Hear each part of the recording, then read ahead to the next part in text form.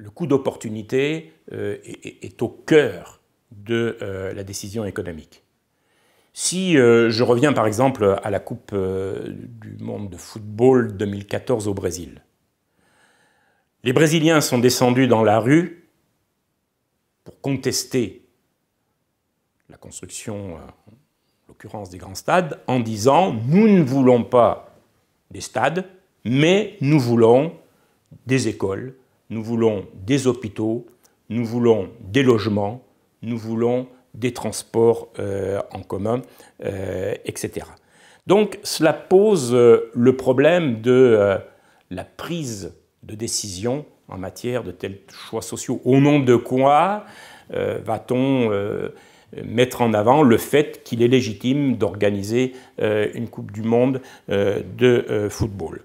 Alors, de plus en plus, on a recours dans les pays démocratiques au référendum, avec les résultats qu'on connaît éventuellement au niveau des Jeux Olympiques.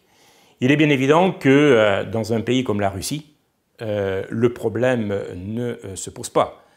Et cela entraîne un certain nombre de réflexions au niveau des experts pour se demander est-ce que, à l'avenir, les grands événements sportifs très très coûteux sont condamnés à être organisés dans des régimes autoritaires parce que la décision ne peut pas être contestée.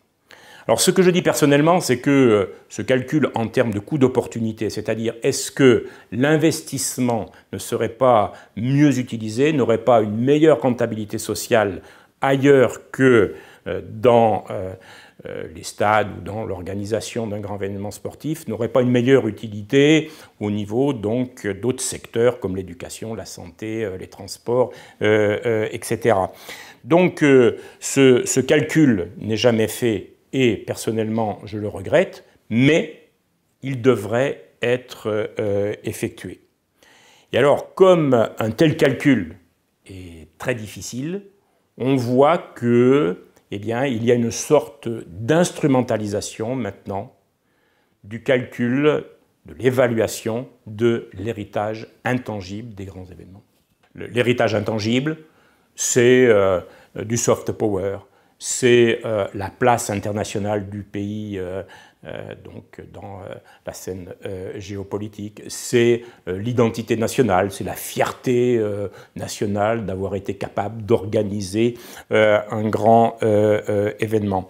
Donc on voit qu'aujourd'hui, effectivement, la décision d'organiser des grands événements sportifs relève plus d'une logique politique que d'une logique véritablement économique. Et la Russie n'a pas échappé à cela. On voit bien que même après les Jeux de Sotchi, donc, la Russie instrumentalise l'organisation de grands événements sportifs pour véritablement asseoir sa place sur la scène internationale. Donc, pourquoi cela pose problème? Parce qu'en matière d'héritage intangible, ces histoires d'image, d'attractivité, bon, etc., c'est très difficile à mesurer parce que ça se réfère à une catégorie théorique qu'on appelle les externalités, ce qui est hors marché. Donc on sait très peu faire, enfin c'est relativement difficile à évaluer. Ce qui fait que la communauté scientifique internationale des économistes regrette quand même qu'on mette en avant de plus en plus systématiquement cette évaluation plus ou moins aléatoire de l'héritage intangible pour masquer des résultats, je dirais, plus que modestes au niveau de l'héritage